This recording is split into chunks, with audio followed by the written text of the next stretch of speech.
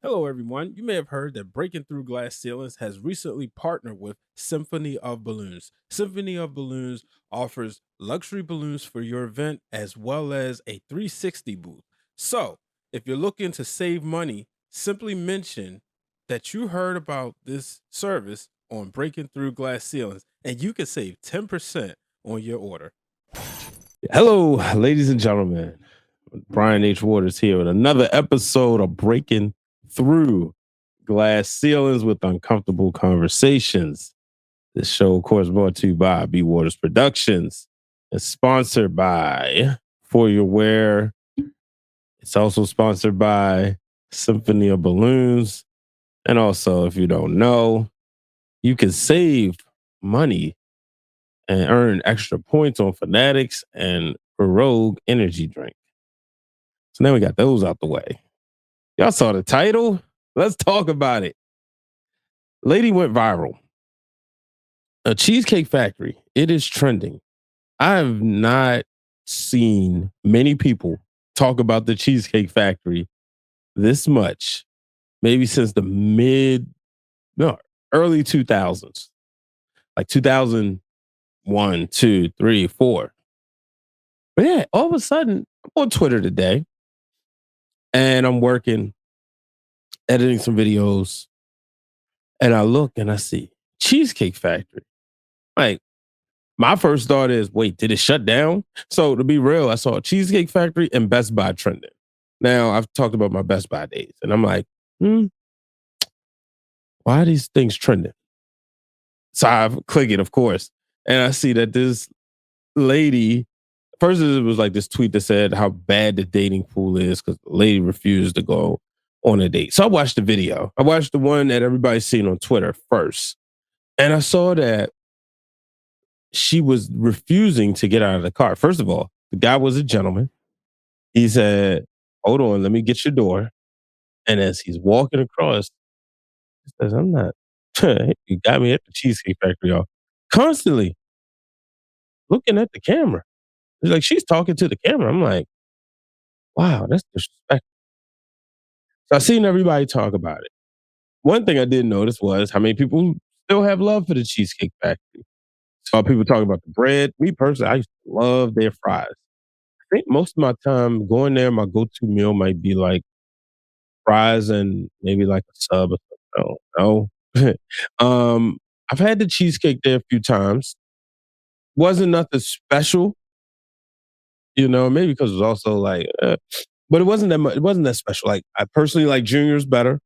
Also, there's a cheesecake at Safeway that I would get, Safeway supermarket. But I saw a lot of people talking about it. Shoot, shout out to Ciendall. She said, I don't like the Cheesecake Factory slander, but one less table to wait for those Buffalo kickers. I need to try that out. But I saw a lot of people talking about it. Now, at this point, as I record 11:11, shout out to the time, make a wish, y'all. But I record 11:11 p.m. Eastern time, 23,000 posts. And I was thinking, like, wow, their stock is going to go up. Yes, the Cheesecake Factory stock is going to go up. Because how many people will go there this weekend just because? How many dates? How much TikToks will be made? I'm doing content about the Cheesecake Factory. There's plenty of YouTube videos doing content about the Cheesecake Factory. All because a lady refused it. And I thought it was the most ridiculous thing. Um, everybody, and it's this funny thing because I saw oysters and beer was trending. I didn't really get into that, but I just thought it was interesting. But I continued to watch the video. I did some research, and she's having this conversation with this guy that's completely one sided, right? He's being nice, and he's, "Are you filming me?" And she, he didn't react. He wasn't disrespectful, and he talked about she was about an hour late. She blamed it on work. He sat outside waiting. She blamed it on the fact that she didn't know him. So there's no way she was letting him into her apartment. I understand that point. But I was just like, this is very interesting. Now, as I'm watching this, and I felt bad for the guy because he was trying to be nice. He was trying to be respectful. And he said, I was trying to do things the right way. This is a nice restaurant, and I'm trying to do show you, okay, I'm looking for a woman. So this is the expectation of a man. I'm trying to deliver those expectations. But you wasn't delivering expectations of things I expect from a woman. He wanted to hold her hand while they walked. She didn't want to do that. Like I said, the lateness. Um, and just to engage in a conversation, he was thinking maybe they could go there early, they could talk, get to know each other. And she just kept pointing to her looks. Say, you don't take somebody out like me that looks like this. And I'm like, wow. Like I started feeling bad. It was cringeworthy. And I'm wondering, uh, how would y'all feel, ladies? Like, how do you feel if a man take you out to Cheesecake Factory? And his whole thing was, I am not going to spend I'm not going to break the bank. Let's call for what it is. He wasn't going to break the bank by taking her to like, I guess, the fanciest restaurant if it was the first date. And, I heard a lot of people talk about what's the right place to go, what's the right thing to do, where you should take somebody on a first date. But let's just talk about the menu because I don't think a lot of people realize there's a lot of options. You can go there, you can get some shrimp, crabs, avocado tacos, um, obviously like sliders and dip. You can get, salads, turkey sandwich, chicken sandwiches, burgers, of course. I mentioned, they got Korean fried chicken, chicken parmesan, chicken littles, fish and chips, shrimp scampi. They got steaks too. So I'm looking, I'm like, they have some good options. I really did not understand the issue. But I will say this is the bigger issue that I hate what happens after this. Everybody tends to blame opposite or said gender. So if a woman in this case refuses to go in the Cheesecake Factory, now all women are crazy because, I'm not dating because see, y'all women expect too much. A man puts on there that, hey, we're gonna go Dutch on the first date. See, it's the wrong what's the problem with y'all niggas? Because everybody wanna go Dutch. And I'm like, bro, can we make up our mind? Let's stop classifying everybody in the same thing. I'm watching the baseball game and the Phillies have just eliminated the Braves on a check swing. Um, so as I'm sitting there watching this, I'm like, here we go again. We're doing this. We're putting people in certain baskets, certain categories, and I just don't think that's cool. Um, and like I said, I don't know what's wrong with the Cheesecake Factory, but I also think like so it's you know first date surprise. I don't know. It's been a long time since I've been on a first date. Don't plan on going on a first date ever again. Goodness gracious. Um, but it's so much. And, then I seen another thing on the Shade Room where one lady got on the show and she said going to a restaurant is played out for the first date. I'm like, but that's where you kind of sit down, talk, get to know somebody. You can find out a lot of things because you're sitting there talking, and you can also just get a chance to really, see how people interact with waitresses and strangers. I can see if you said the movies, because you really can't talk during the movies, and then there's the whole awkward thing of, you know, hand placement. No, I mean, it's no, it's not a place for first date. That's just my opinion. But, by all means. And I can see doing interactive stuff. But like, you remember the show Blind Date? It always, they would do activities and it would always end with movie. I mean, a dinner. People be hungry.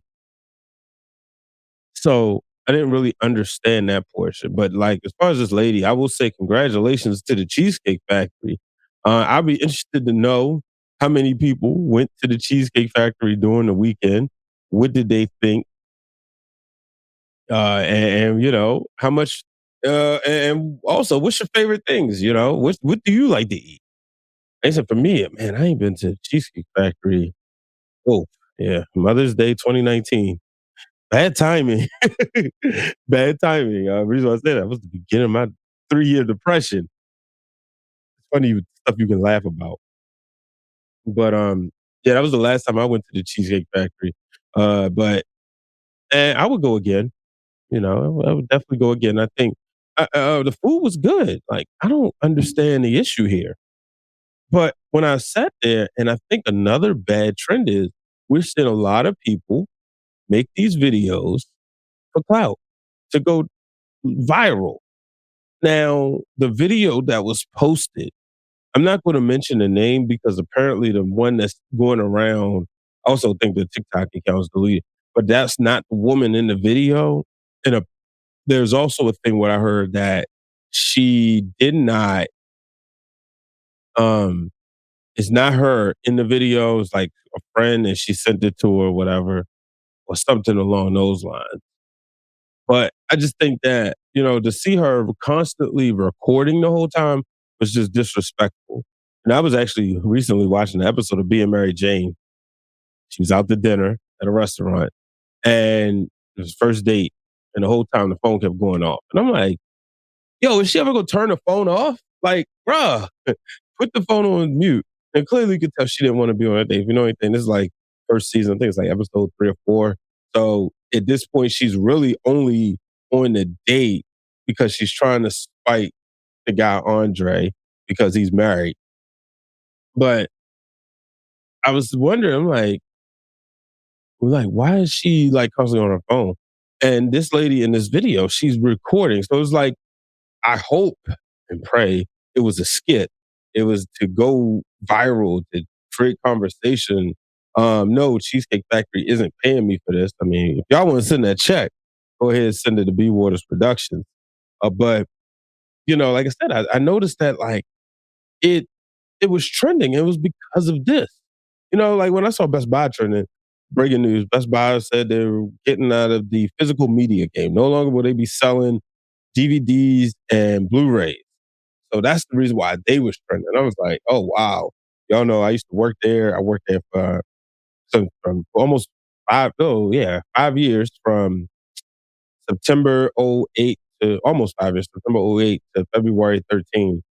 And, you know, it was crucial times where it definitely helped me get a lot of electronics I have. But I was like, that's interesting that they're no longer going to be selling physical media. But boy, oh boy, this cheesecake trend, like I said, it's definitely a lot of people talking, a lot of people sharing their reason for either loving the Cheesecake Factory or hating it. But I really wish we would get out of the first date shame or the my way is the right way, all of that stuff. It's getting to the point. It's very, very annoying. You know, it is. It's very annoying. So I don't know, man. No.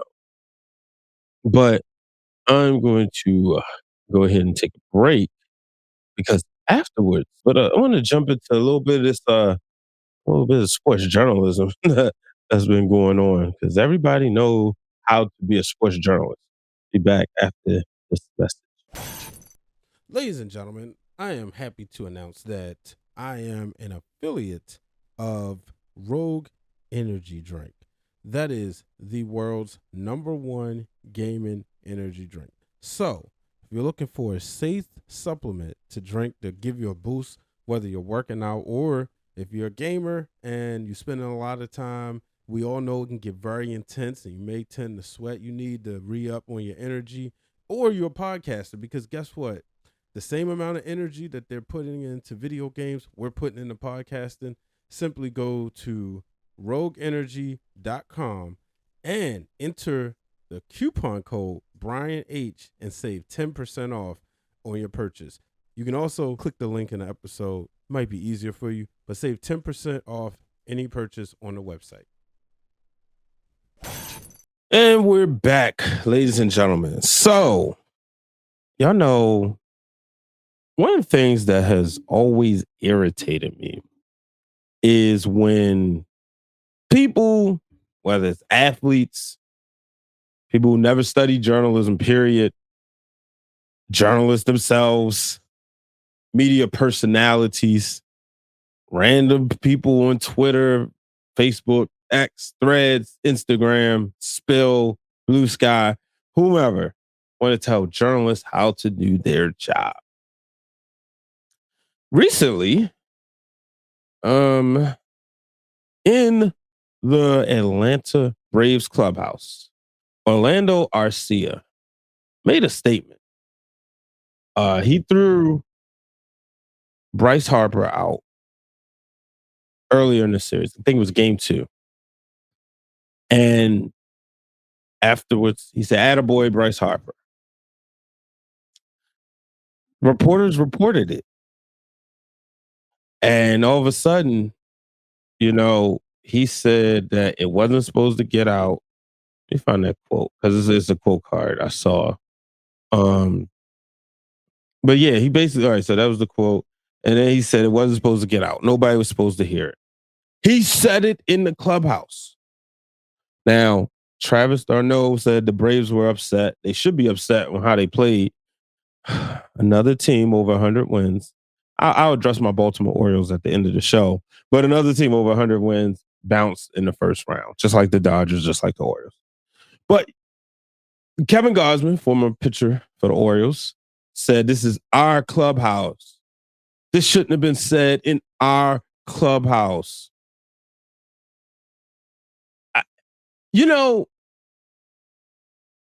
One of my favorite baseball reporters, Brittany Giroli, she was on SNY, and she said it's the playoffs. Everything is fair game. And she said anything is fair game. Everybody wants to get the edge. Every reporter, when you're all in the same place, right? You're tending to hear the same things, except if you're in a different spot.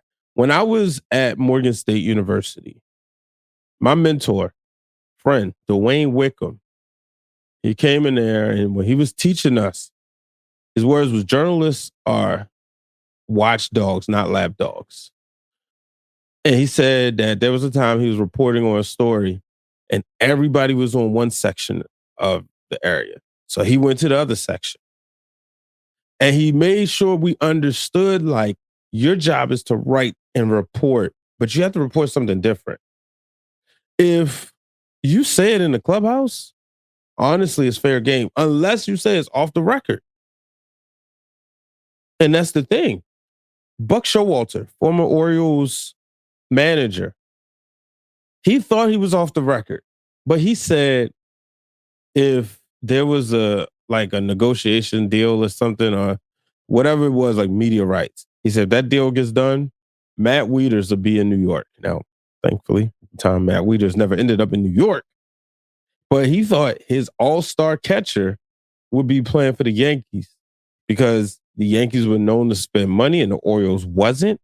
And he felt that at that time, Matt Wieters was one of the best catchers in the game, and the Yankees would have done whatever it took to put them on his squad.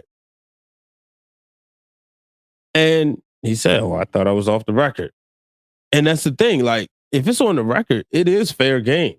Now, y'all out there, again, this is what you learn in journalism school. And it's certain things, if you don't say, because like this always happens, right? If we want to get controversial, let's do it. The NBA draft, everybody wanted to shit on Malika Andrews. She shouldn't have asked this question, or she shouldn't have brought this up. Her job is to report. She don't answer to y'all. She answers to her managers, to her producers. This is the reason why she's in the position she's in. Me, there's certain jobs I don't want to do. It's certain things I don't want to do, so I don't do it. I don't want to report on tragedies. That's why I'm not a newspaper reporter. I don't want to report on crime. So if everybody telling journalists how to do their job, it's annoying, frustrating. And I said this before, and I said it's the one field. Well, it's not the only field. Let me make sure I make myself clear. It is the field, though, one of the fields that people who've never stepped foot in a journalism school, never stepped foot in a journalism course, never even took a class online, feel they can do the job and do it better. Wrong. And athletes all the time, and then the first thing they want to say is, "This is why I can't stay in the media," because they expect them to be their buddy. They're not your friends. I did media relations at Johns Hopkins Medicine. Time was number 3, 4 in the country. Part of my job was to prepare doctors for the media. Now, one of the things Brittany Giroli said was, it's one thing if you're dealing with an everyday beat reporter, they may or may not, because at the end of the day, they want access, right? So certain things they're going to keep to themselves because they want access. They want access to the players, the clubhouse. The national reporters, well, guess what? Your team ain't the only team that's good. So if that's not the case, I'll go somewhere else. Somebody else will let me in the door. I'll take the heat for a week or two. But the locals, they got to see them every day. So while they still have a job to do, they tend to be a little bit more lenient. So I'm sitting there, and like I said, with different situations, everybody think, "Oh, I can do this job. It's not that hard." But they have a job to do. And at the end of the day, they're not your friends. Like I said, in my days at Johns Hopkins, I used to prepare the doctors. Look, open-ended questions, but make sure you're clear. Be aware the microphone is always on. And watch how you answer the question. It can be edited and manipulated. Now, and I was there during COVID-19 at the beginning. Now, here's the thing. Sure, some of them, they for the most part, we was covering the local media. So again, the locals not going to act crazy. Now, some of the ones who were national, that may have been a different story. We never had to deal with that too much. But I always tell people, journalists have a job to do. That's the report. Because at the end of the day, y'all want to know the information. So, like with the whole blaming the media, guess what? Everybody who's a Philadelphia Phillies fan was loving the fact that this guy reported it. Because guess what they got to do? They got to see their team get rallied up, hyped up, and boom, they are celebrating right now as I record. They are headed to the National League Championship Series to face the Arizona Diamondbacks. Now, Atlanta, different story. They are upset. But again, if you see journalists around, don't report it. It's just like the police. If you in an area where you ain't supposed to be smoking, or you got a beer in your hand while you're in a car, which I hope you don't, you're not going to do it when you see the police around. The journalist is supposed to be a watchdog, not a lapdog. I heard Stephen A. Smith say one time, he tell people, you never get a Christmas card from those athletes. And people like to say, "Oh, yeah, I'm cool with this one. I'm cool with that one, whatever." And yeah, you do build friendships over the years. You build friendships, My position now, I build friendships with in the world wrestling world with Amber Rodriguez and Jay Bougie and Chaz the Don and Reverend Ron Hunt. On a larger scale later, early in her career, Mia Yim. But certain things like, I wasn't trying to be that type of reporter. Even if I was, okay, if these are my friends, no, I'm not going to report on that. Like Stephen A. Smith goes into detail in his book about Allen Iverson and him having a personal issue because he wrote something and AI got upset because he said at the end of the day, it was his name on the byline. And they talked about it, they squashed it, but it was during the time he was going through some things and he wasn't there. And, he was kind of in some stuff, but they corrected it. So I thought that was very interesting. I was like, here we go again. Let's blame the journalist, brother. And we got to get better at that. Before I close out, I want to give a special thank you to my Baltimore Orioles. On Saturday, I got a chance to go to the game. The first time I got a chance to go to the game, that was a playoff game, a postseason game, something I long desired since 1996. I got this towel. Shout out to a good guy named Michael. And I got to wave this towel during the game. And it was an experience like none other. I wasn't here when the tagline was "We Won't Stop." I was in Connecticut, but I got to be here. And I know a lot of people upset. Hell, I'm upset. 101 wins, though. I wouldn't trade it in for the world. Because just a few years ago, I saw 100 plus losses, and that was not fun.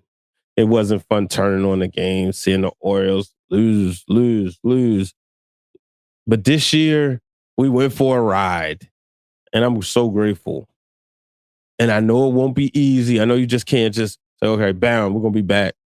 But I'm hoping that the same way the Philadelphia Phillies went back to the NLCS, we can get back to the ALDS and we can get to the ALCS in the World Series. And they just put up a graphic, reminder. Out of all the teams that was in the playoffs, the teams, the top 5 best records, the Brewers with wins, right? The Brewers, the 92, the Rays and the Blue Jays both under 100. I think 93 and 99 99 and 93 respectively, I think. The Orioles, Dodgers, and Braves all with over 100 wins.